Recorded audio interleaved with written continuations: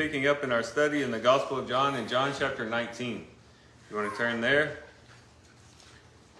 And the events that we are about to cover in connection to the crucifixion of Christ, and then eventually when we get to the resurrection, fulfills what Christ had spoken in chapter 2 in verse 19, where he said, "Destroy this temple, and in 3 days I will raise it up." Jesus had already said, hey, if you destroy this temple, and it goes on to say that he was speaking about the temple of his body, that if you destroy this temple, I'll raise it up in 3 days. And as we get into chapter 19, towards the end of the book, we'll see that very thing take place. We're going to start off seeing him scourged, beaten, slapped, really treated in a very mocking way. And then we're going to eventually see him also being crucified, put on the cross. But as we look ahead to future studies, we're going to find also that he's going to raise up that temple. That temple will be raised again, and he will be living in glory with the Father in the end. But where we are right now is in chapter 19, and we're in the section where Jesus is being tried. Okay, so in the Garden of Gethsemane, you had Judas come out with the soldiers. He betrayed him with a kiss. Jesus is bound and taken to Annas, who was the father-in-law of the high priest, Caiaphas. And, he's kind of examined there, and then eventually makes it to Pilate. And he's taken to actually Pilate's the praetorium, his actual residence, to his house. And in chapter 18, we've seen Pilate go out to the Jews. The Jews couldn't go into a Gentile home. They would be unclean. We talked about that last week. And so Pilate's going out and he's talking to the Jews. And he goes back in his house, he talks to Jesus. And he goes back out and he talks to the Jews. And that's kind of where we were at in chapter 19. And him going back and forth kind of is symbolic of what's going on in his heart. Going back and forth, what the Jews are saying, but then also what he knows in his own heart. Going back between what the Jews were saying, what Jesus was saying, and then the confusion within his own heart. This is where we find Pilate in this particular case. Now in verse 1 it says, Pilate then took Jesus and scourged him. In Mark 15 it's called a flogging, but basically the same thing. And what this is the Romans would use these leather straps, and on the end of these leather straps were pieces of bone and lead. And they would use that to afflict pain upon an individual. They're trying to get information out of them or just to punish them. And it was a very grueling, painful procedure. As a matter of fact, a lot of people even died just from being scourged, just from the flogging itself. And Jesus is undergoing this. The Jews would stop at 40 lashes. Matter of fact, they would actually stop at 39 to make sure that they didn't miscount and go over the 40. But they'd limit it to 40 lashes. But the Romans didn't have such a rule. They would just, go tear into a person until there was basically nothing left, sometimes even to death. So this wasn't just Jesus getting hit a few times, okay, we scourged him, that sort of thing. When he's about to be presented to the Jewish people, his body would be bloodied. It would have been a really gruesome sight. Just keep that in mind. And it seems to be that Pilate is doing this probably to pacify the crowd. That seems to be implied in the text. He doesn't want to have Jesus crucified. He doesn't want him put to death. But he's having him scourged, it seems to be, with the hopes that if they see him beaten in this bloody mess, that they'll say, okay, well, that satisfies our anger. You can release him. Seems to be what Pilate is trying to accomplish here. But as is human nature, the Roman soldiers, go above and beyond the call of duty in this particular case, and they begin to mock Jesus. In verse 2, it says, "And the soldiers twisted together a crown of thorns and put it on his head and put a purple robe on him. And they began to come up to him and say, 'Hail, King of the Jews,' and to give him slaps in the face." So the soldiers are just making a mockery of this whole thing. They think it's funny. They think it's silly that this man that they have before him, who doesn't seem very kingly, doesn't seem like anything impressive, is claiming to be a king. And they're mocking that. And they put this crown of thorns on him, twisted it together and put it on his head. which we've talked about before is symbolic of the fact that Jesus is bearing the sins of humanity on his body. You go back to Genesis chapter 3, where you read about the curse of Adam after they ate of the tree of the knowledge of good and evil. Basically, two things out of many things, but two things specifically are done to Adam in connection to his eating of the tree. He would work the ground by the sweat of his brow. He would have food to eat. And then also thorns would grow up from the ground. And here we see those two things kind of being brought together. On the brow of Christ is this crown of thorns, and the thorns symbolizing sin, the original sin that Adam created, but also that led to many other sins across humanity.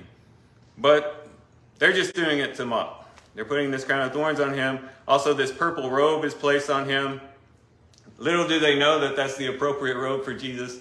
Purple was the color of royalty. And even today, we kind of look at that color as the color of royalty. You see kings. You picture kings like in medieval times and stuff, and they have on purple robes and garments. And back then, that was true as well. And this is the appropriate clothing. They're mocking him, but they're actually clothing him in the way that he should be clothed. He should be wearing the purple garments. He should be the one who is being called King of the Jews. But they're just mocking him and making fun of him. Which gives us different, as we're going through here, we can take note of the fact that there's different ways that people are handling Jesus in this situation. Keep in mind, this is a very complicated scenario, right? There's a lot of political weight to this matter. There's a lot of religious weight to this matter. There's a lot of social weight to this matter. It's a very complicated situation, this Jesus being placed before Pilate. And different people are responding in different ways. Have you noticed that? The Jews are antagonistic. They're angered. They're envious of Jesus. They want to take him out of the picture. They see him as a threat. And they take this very, very seriously. They don't see this as something lighthearted, just something to just say, oh, let's just not be concerned about it. They're actually very concerned. So much so that they're taking extra precaution to take him to Pilate to see to it that he's put to death. But the soldiers have the complete opposite response to Jesus. You can see the spectrum here. One sees it very serious, very angry, taking it for the full weight for what it is, and then these other guys just thinking it's a big joke. And as people around the world are trying to figure out what to do with Jesus, sometimes you'll see those two extremes. Either people get angry and they really see the implications of what we as believers are professing as we proclaim the gospel. They really see what we're trying to say and the implications for their life, and that makes them angry. It can make them antagonistic. Sometimes they'll do whatever they can to try to oust the whole Christian faith. And they see it as a very serious matter. Well, on the other side, as people try to deal with Jesus, they just see it as a big joke. Christianity, what do you mean a guy died and rose from the dead? That doesn't happen. And they just see it as a big joke. And these are the two extremes. And sometimes they cross over. Sometimes people are very angry, but at the same time they're mocking in their anger. So you can see that as well. But we also see a lot of Pilates in the world. There's other people who, you bring Jesus before them, they don't know what to do with him. They neither mock him, nor are they angered by him. They just kind of step back and kind of play the middle ground.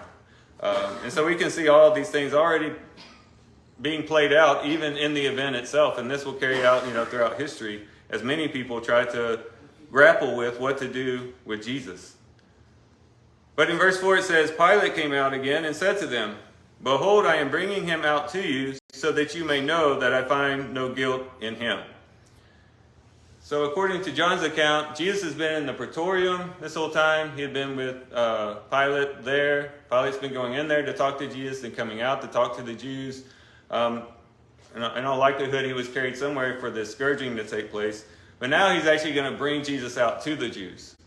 And he's bringing him out, maybe implying that I want to release him. I'm bringing him out. I'm showing you that I find no guilt in the person. At the same time, they could have seen how grossly beaten he had become, and perhaps say, okay, thank you, Pilate. You scourged him well. He incurred, the just penalty for what he's done. Okay, we'll take him back. That won't take place, but perhaps that's what Pilate is kind of hoping for as he presents them before him. But notice the mixture of suffering and innocence in this story. Those are two themes that run together throughout this whole story. Both the innocence of Christ, but also the sufferings of Christ. Which brings together this idea of the righteous sufferer, which is a theme also in the Old Testament with Job, right? Job had done nothing wrong. He was a righteous man. He was the most righteous man on earth at that particular time. And yet he suffered immensely. The loss of his children, the loss of his livestock, his property. Everything was taken away from him, but he had done nothing wrong.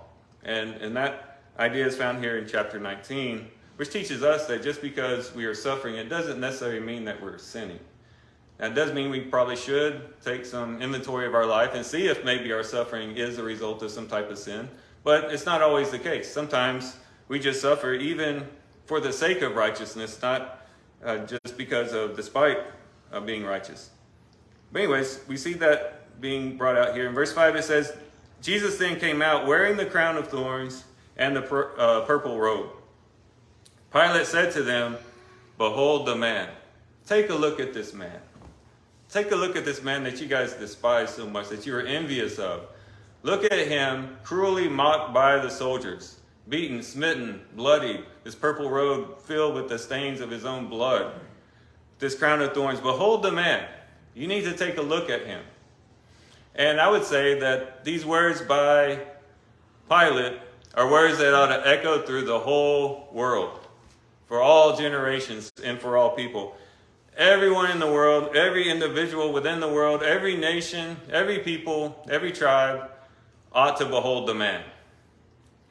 The world ought to behold the man, that is, behold the man in his sufferings, this suffering Savior that's presented before the world, and look up to that Savior and see the love, the compassion, the grace of God in this suffering man. When they see the blood trickling down from his forehead and the bloodied robes, they should look up there and see this is how much God loved the world. He so loved the world that he gave his only begotten Son, and didn't just give him in a very arbitrary way, but in a way that would inflict upon himself much suffering and hardship and trials. The world should look up to the suffering Savior and say, wow, what an awesome God. What a compassionate and gracious God, and be drawn to Christ by beholding Christ in his sufferings. But even we as believers ought to behold the man. We should behold the man to keep grounded in our Christian faith. In the good times, we need to behold the man. I would submit to you that the most dangerous times in your life, spiritually speaking, is typically in the good times, when things are good. It's in the good times that we begin to drift, don't we? It's when we're healthy, our family is healthy, it's when we have plenty of money in the bank account, it's when we have plenty of cars in the driveway. That's when we begin to start living a life of self-indulgence, self-pleasure, and we're not desperate, so we're not seeking the Lord, we're not really thrust into the throne room of God because of circumstances, but we're able to just kind of manage on our own, and we begin to become self-dependent, and we become independent of God in our life, and we begin to drift. Well, in the good times, we need to behold the man, to keep us grounded, to say, yes, my life is good right now, and I'm very thankful to God that it's good right now, but I've got to remember that where I am now came with a cost, with a price, and that Jesus was suffering on the cross, and I need to stay focused on that, to stay grounded, to say where I am is really based upon where he was at this particular moment. But also as believers, we need to behold the man in the times of suffering and affliction. In the times when we feel like we've been unjustly treated, or times when we encounter hardships in our finances or our family, or even in connection to our faith, we need to behold the man and see that Jesus himself suffered immensely, probably more than we would ever suffer. He's suffered the loss of all things. They're even going to take the very clothes off of his back. He's going to be robbed of everything, stripped of everything, and more than that, and further than that, even afflicted, smitten, and mistreated. And so in hard times, we can look up to the suffering Savior and say, yeah, I can connect with him through these sufferings. I can understand what he's going through, and I'm willing to suffer with the Lord, in connection to the Lord, by faith in the Lord. And when I do that, I share in his glory as well, as we've referenced from Romans chapter 8. If we will suffer with him, we will also be glorified with him. But also, we should look to the suffering Savior to avert ourselves or to keep ourselves from temptation. If we constantly have our eyes beholding Christ and his sufferings, and we really take in the weight of what he did for us as he went through these sufferings, as he was mistreated in such a way, if we really just keep our eyes on the cross, our eyes won't be averted to other things and looking to the world for pleasure and looking to the world for this, that, and the other, and just indulging ourselves in sin and rebellion against God. If we keep our eyes fixed on the man, behold the man, it'll alleviate a lot of temptations that we have. A lot of times we have temptations that are unnecessary because they're really driven by our own lusts and desires, as James chapter 1 talks about. Sin is given birth by our own desires. And temptation is just trapping us in our own desires and leads us into sin. But if we have our eyes fixed on Christ, we won't be tempted quite so much. But even if we are tempted, we need to behold the man. Remember that Jesus, yes, is dying on the cross for my sins, for the remission of my sins and forgiveness of my sins, but also to bring me out of the realm of sin, as Romans chapter 6 talks about. We died with him. This man that we're beholding is one that we participate in his sufferings. We participate in the crucifixion. Our old self is put to death with him so that we can walk in newness of life. And so wherever we're at, whether we're in the world, we need to behold the man, to be drawn to God through the man. If we're Christians, we need to behold the man in the good times, to stay grounded, in the bad times, to be comforted and to have an example to follow, but then also to keep us away from temptation and also even to help us through temptations as we encounter them. So this imperative, this command by Pilate to behold the man is one that should go to everybody. But he's specifically giving it to the Jews, perhaps so that they will maybe pity him, sympathize with him, maybe their envy will be satisfied in this, and they'll let him go. But we'll see that that doesn't take place. In verse 6, so when the chief priests and the officers saw him, they cried out, saying, "Crucify, crucify." Pilate said to them, "Take him yourselves and crucify him, for I find no guilt in him." So once again, this is the second time. In verse 4, he says, "I find no guilt in him." Verse 6, "I find no guilt in him." Pilate has seen nothing wrong. He's examined, Jesus. He's heard what they had to say. Jesus, yes, seems to be claiming he's a king, but a king of another world. Not really a threat to Rome or anybody else. Doesn't seem to be causing an insurrection. His followers were not fighting or trying to even rescue him from the Jews. He doesn't see anything. He doesn't see a problem here. I find no guilt in him. But in verse 7, the Jews answered him, "We have a law, and by that law he ought to die, because he made himself out to be the Son of God." So they're saying, you may not see anything wrong with him, Pilate, but we do. Our law says if a person says that he's the Son of God, in other words, they would have saw that as blasphemous against God.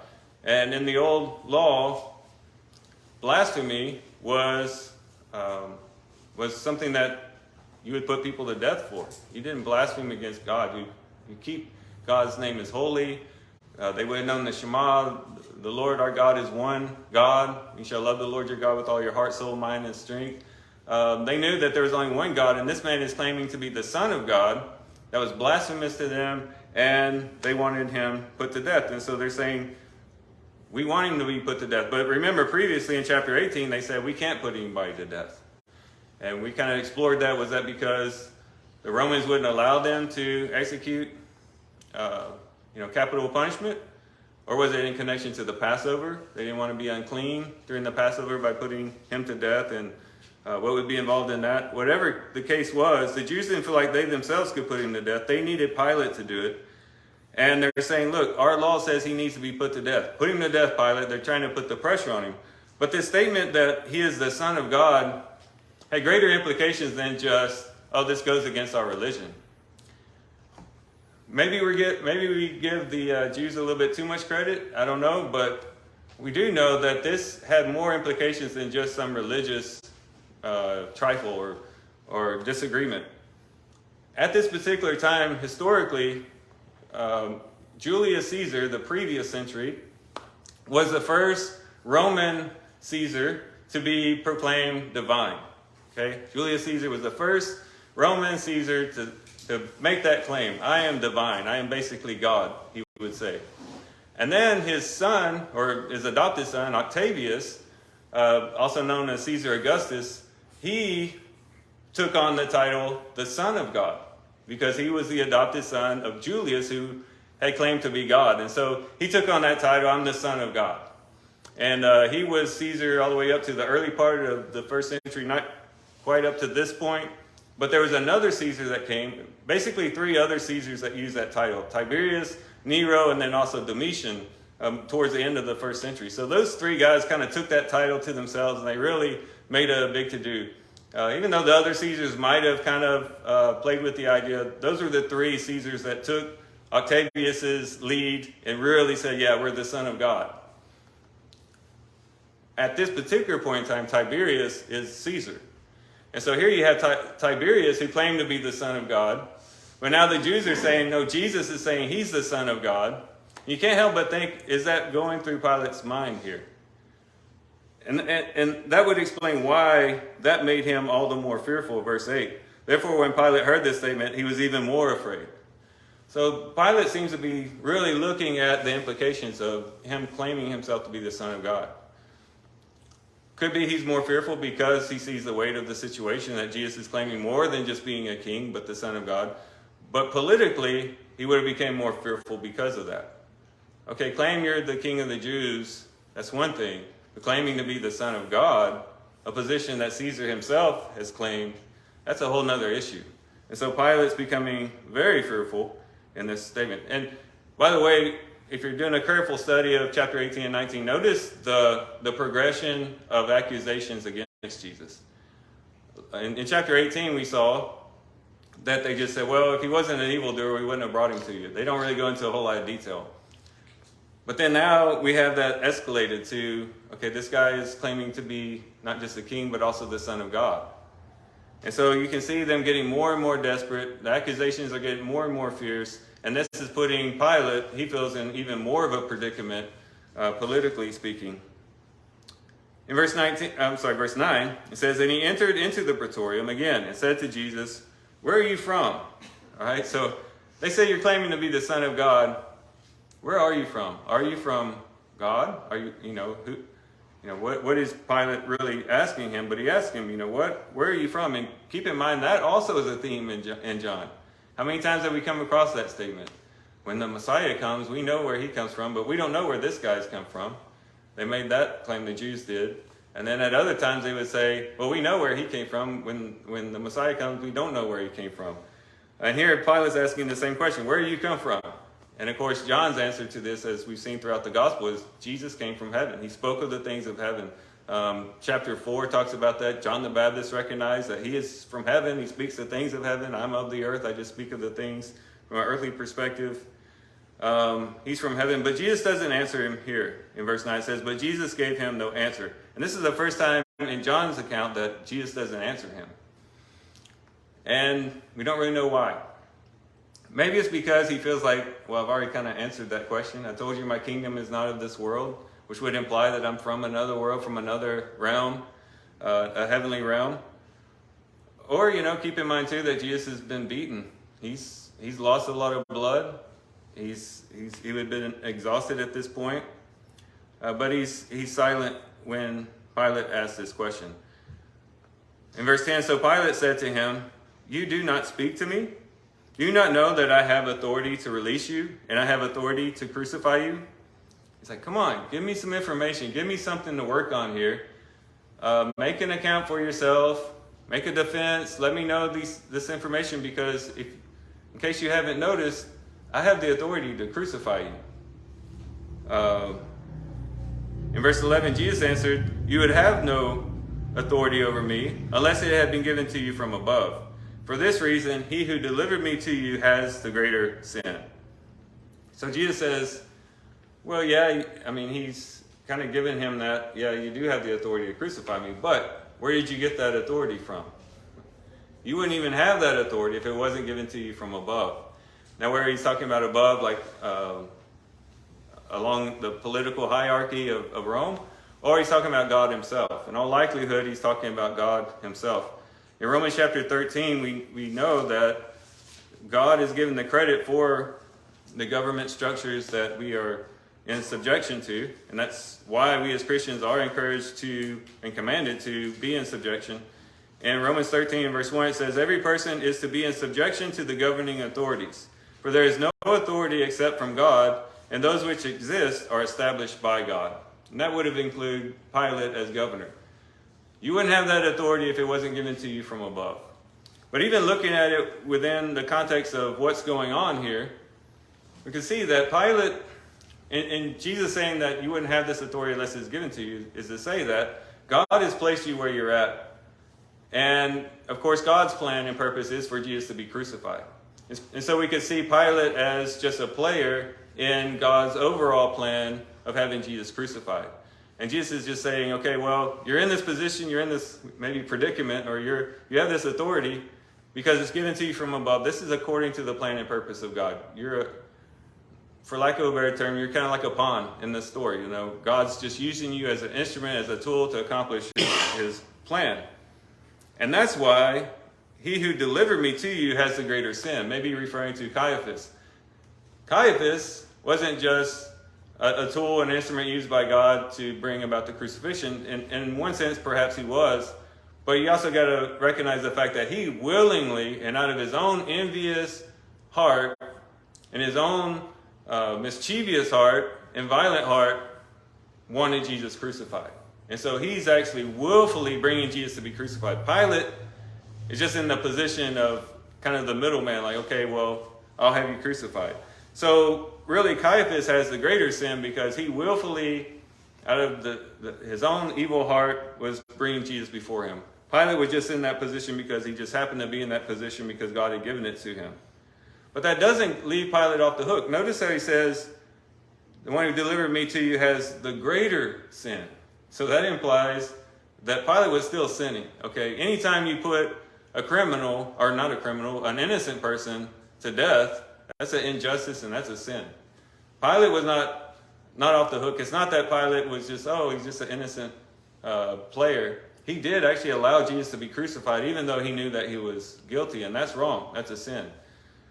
But the reason why it wasn't considered the greater sin is because of the heart behind it. Pilate didn't necessarily want Jesus crucified. Caiaphas absolutely did want Jesus crucified, and that was the greater sin. Verse 12, as a result of this, Pilate made efforts to release him. But the Jews cried out, saying, if you release this man, you are no friend of Caesar. Everyone who makes himself out to be a king opposes Caesar. Again, they're turning up the heat on Pilate. If you let this guy go, this guy's claiming to be the Son of God, this guy's claiming to be a king, then you must not be a friend of Caesar. And so, again, putting the pressure on Pilate. In verse 13, therefore, when Pilate heard these words, he brought Jesus out and sat down on the judgment seat at a place called the Pavement, but in Hebrew, Gabbatha. All right, so keep in mind, all of this has kind of been informal. This has all been at the Praetorium. This has been at Pilate's residence, at his house. He's been going in and out, talking to Jews, even presented Jesus to him. But now he's got to go to the actual judgment seat where he can make a more official ruling. So now we're seeing him kind of say, okay, I'm now going to go and actually sit as judge, and I'm going to make a sentence. After, of course, trying to get him released again. But in verse 14, now it was the day of preparation for the Passover, and it was about the 6th hour, and he said to the Jews, behold your king.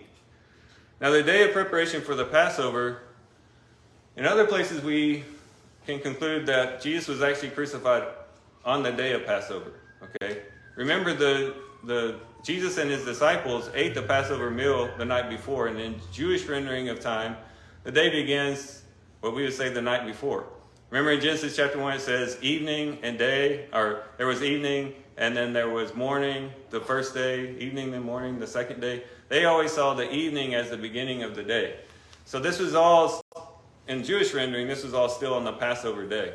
Now the preparation of the Passover just meant that this was, the day of preparation was the day in which you prepared for the Sabbath that was coming. And so this was a more important day of preparation for the Sabbath because it was done during the Passover, feast. Okay, that seems to be what John is referring to here. So he was crucified on Passover, but Passover day also happened to land on the preparation day for the Sabbath. And that may be why traditionally Jesus is seen as being crucified on Friday. because you'd have Friday, the day of preparation, but also it being Passover at that particular time as well. But it's at the 6th hour. Now, if you cross-reference Mark, he says it was on the 3rd hour when Jesus was crucified in Mark chapter 15. And so the difference here is that John seems to be using Roman rendering of time, whereas Mark was using the Jewish rendering of time. The Jews started the day, or they would say the 3rd hour would mean 9 o'clock because they would start counting those hours at 6 o'clock in the morning. The Romans would do kind of like us. They started at midnight, and then they would say the 6th hour would then be 6 o'clock in the morning. Now the difference in the 3 hours, where Mark has it at 9 o'clock, and now here we're reading these things happening at 6 o'clock, is we've got to keep in mind that Jesus isn't quite being crucified yet. That's just when Pilate sat on the judgment seat, was at 6 o'clock in the morning.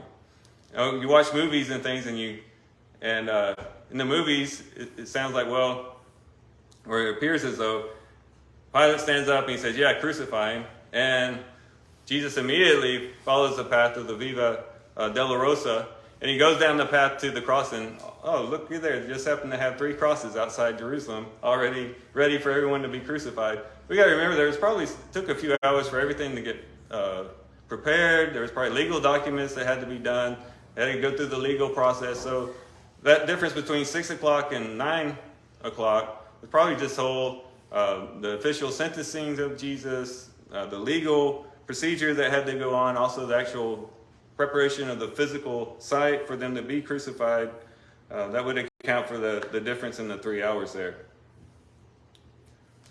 In verse 14, now it was the day of preparation for the Passover. It's about to, we already read that. Verse 15, so they cried out, away with him, crucify him. Pilate said to them, shall I crucify your king? The chief priests answered, we have no king but Caesar. Oh, wow. They're really getting serious now. Is that really true? These guys who would have very much despised Caesar, they hated tax collectors because they were collecting taxes for Caesar and for Rome. These are people who really despise even being under subjection to Caesar. They're so emotionally driven here, and they're so envious and so just ready to have Jesus crucified. They're even willing to say, we have no king but Caesar. And in one sense, they're lying, but in the other sense, they're actually saying the truth. By their actions, they're showing themselves to really have no other king, to not have God as their king, to not have the religious aspect to it, but they're just really just playing up to Caesar to have Jesus crucified and utilizing the authority of Caesar to have it done. In verse 16, so he then handed him over to them to be crucified. They took Jesus, therefore, and he went out bearing his own cross to the place called the place of the skull, which is called in Hebrew Golgotha. There they crucified him, and with him 2 other men, one on either side, and Jesus in between. So now they've taken him out to this place of the skull, and there's actually a place, if you go there today, there's a place in Jerusalem where there's actually a little hill there that actually looks like a skull. And it's believed that could be the place where Jesus was crucified. And that's why they called it the place of the skull. The hill actually looks like a skull. Calvary is the Latin term for Golgotha. That's why some of our hymns speak about Calvary. That's the Latin rendering of that. But both of them mean the same thing, the place of the skull. And so there he is, and he's placed between 2 robbers, 2 people who were also convicted to death or sentenced to death, which of course fulfills the scriptures. He was counted among sinners. And here he's literally counted among sinners. There's 3 people being crucified, and he's counted with them. There's 3 people considered sinners, considered people who had violated the law, and he's counted among them, which has a lot of symbolism for what he's actually doing as he's dying on the cross. He's being counted among us. He's bearing our sins upon the cross. He's taking our place, and he's relating to us and taking on the punishment that we deserve. So a lot of symbolism there as we look at that. In verse 19, Pilate also wrote an inscription and put it on the cross. It was written, Jesus the Nazarene, the King of the Jews. Therefore, many of the Jews read this inscription, for the place where Jesus was crucified was near the city, and it was written in Hebrew, Latin, and Greek. So it's outside the city. It's a place where everyone could see it. People were passing by, traveling into Jerusalem. Keep in mind, there's a lot of traffic. This is during Passover. This was the feast of all feasts. And depending on who you ask, it could have been hundreds of thousands of people who had gone to Jerusalem for the feast, or it could have been up in the millions. But we do know that there was a lot of people. And so people are going in and out. They're doing their sacrifices. They're doing their Passover thing. And Jesus is right there with this sign, this billboard, we could say, of really a proclamation that he is King of the Jews. Jesus the Nazarene, the King of the Jews. And it's written in Hebrew, Latin, and Greek. So just in case a person didn't speak one of these languages, no matter what language they spoke, they would have seen it, they would have read it, and known what it was saying. It's significant that it was written in these three languages because these were the three main languages of that day, at least in that particular area. Really faithful Jews would speak in Hebrew. In the book of Acts, when Paul addresses the Jews when they wanted to accuse him and put him to death, he spoke to them in the Hebrew dialect, and that impressed everybody. That was the religious language. It was the one that they would learn in school. Out on the streets, they probably spoke Aramaic, but they would have known Hebrew as well. Then also Latin would be the language of Rome, and then also Greek was also a predominant language. Again, we get some symbolism here because we have Jesus being proclaimed the king in all these different languages. And what's going to happen in the book of Acts? We're going to see that proclamation go to all different people, races, tribes, nations, in different languages, that this message would be proclaimed to all people. And all people would come to understand Jesus as the king. At least all types of people would come to see Jesus as the king of the Jews, and ultimately King of Kings and Lord of Lords. Verse 21, so the chief priests of the Jews were saying to Pilate, do not write the King of the Jews, but they said, I am King of the Jews. All right, so what would happen when a person was being crucified, what they would do is they would put the accusation of the person above their head. All right? So as a person was walking by and they saw someone being crucified, they could look up and say, oh, that guy's being crucified for insurrection or something like that. It was just a way where you would know. Because again, this wasn't like today where you have lethal injection, it's done in a room, and you have like the family in one section looking on, and then you have some legal people looking on as well, and it's just a small crowd. This was very public, and so having this accusation would allow people to say, oh, this guy's dying for insurrection, I better not commit insurrection. That would be like a warning against people.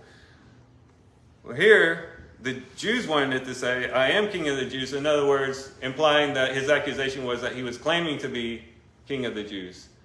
But Pilate wrote, he is the King of the Jews. Not necessarily an accusation, but an actual statement of fact. And the Jews didn't like that. They didn't want a lot of people looking up and seeing Jesus being called the King of the Jews. And they said, you know what? Change it. Verse 22, Pilate answered, what I have written, I have written. You guys have pushed me enough. You already got me to crucify a guy I didn't want to crucify in the first place.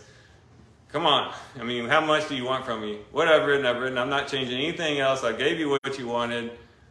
You deal with it. It seems to be the attitude behind his response. In verse 23, then the soldiers, when they had crucified Jesus, took his outer garments and made 4 parts. A part to every soldier, also the tunic. Now the tunic was seamless, woven in one place.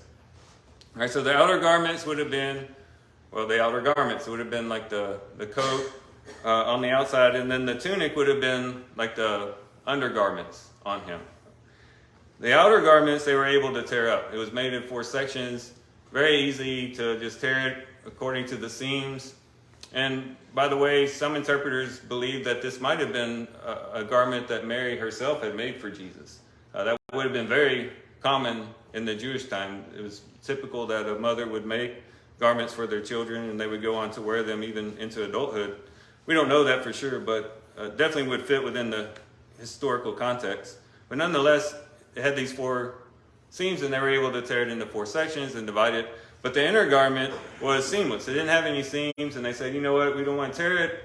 Won't be worth much if we do that, perhaps they're thinking. And so they just cast lots for it. And this would fulfill the scriptures. But there's also something symbolic, yet again, in that as well. Because isn't it true, when you think about Jesus himself, that was true of him. outwardly in the flesh, he was being torn. He was being torn to pieces, being scourged with the leather straps, but then here on the cross being torn with his hands and his feet being pierced. Outwardly, physically, Jesus was being really torn apart in a sense. But guess what? Inwardly, the inner man of Jesus was not being torn apart. It was seamless. It was full of purpose. It was not backing down.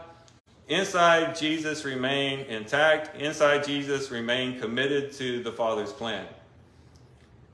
And it reminds us of 2 Corinthians chapter 5, or actually chapter 4, where Paul says, though our outer man is decaying, yet our inner man is being renewed day by day. That should be our attitude in life. Outwardly, yes, people may hurt us. They might say hurtful words that go into our physical ears. They might actually physically injure us in some way, put us in prison, or whatever the case may be. Outwardly, the world can do a lot to us. They can afflict our outward garments, so to speak. But inwardly, are we remaining intact? Inwardly, are we remaining true to the purposes of God? They can't touch the inside. They can't do anything to us inwardly. As Jesus said, don't fear those who can kill the body, and after that, there's no more that they can do. But fear God who can throw both body and soul in hell. That's the one that you should fear. But as long as we stay committed and true to God's purposes and plans, the inward man, the inward person within us can remain intact, even in sufferings and hardships. In verse 24, so they said to one another, let us not tear it, but cast lots for it to decide whose it shall be. This was to fulfill the scripture. They divided my outer garments among them, and for my clothing they cast lots. So the outer garments, again, the outer garments, the clothing, the inner garments. Verse 25, therefore the soldiers did these things. So this was the fulfillment of scripture. Notice John throughout the gospel didn't really borrow a lot from the Old Testament and quoting the Old Testament like Matthew does throughout his whole gospel. But he's really wanting to emphasize when it comes to the crucifixion of Christ that this was the fulfillment of prophecy, which fits into the bigger theme of John in saying that this was all according to the plan and purpose of God. That Jesus wasn't overpowered and then crucified because he didn't have the strength or the power for him to resist otherwise. This is all being done according to the plan of God. That's an emphasis of John. And by quoting these passages of scriptures, that shows that definitely to be the case. But standing by the cross of Jesus, continuing in verse 25, standing by the cross of Jesus were his mother and his mother's sister, Mary, the wife of Clopas, and Mary Magdalene. All right, so in the midst of all this ugliness and this darkness and the pain and the suffering and the false accusations and everything that's going on, boy, like a ray of hope, here are these faithful women at the foot of the cross. You have Jesus' own mother, Mary, has his aunt is there, Mary, the wife of Clopas, is there, and Mary Magdalene, a very prominent woman in Jesus' followers, who had been with him for a very long time and actually supported Jesus in his ministry quite a bit. But these people are here at the foot of the cross supporting Jesus. And when everyone else is spitting at Jesus and yelling at Jesus and saying, you know, if you are the Son of God, you know, come down from the cross. When all this is going on, here are these beautiful Jesus lovers at the foot of the cross. And that should be the picture of the world today.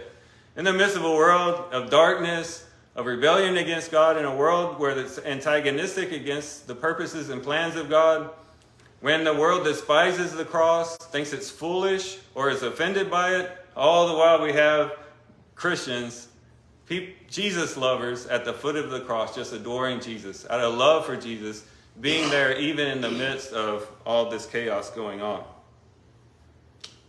But it says in verse 26, when Jesus then saw his mother and the disciple whom he loved, which implies that John was there as well. That's a common phrase that John uses for himself here.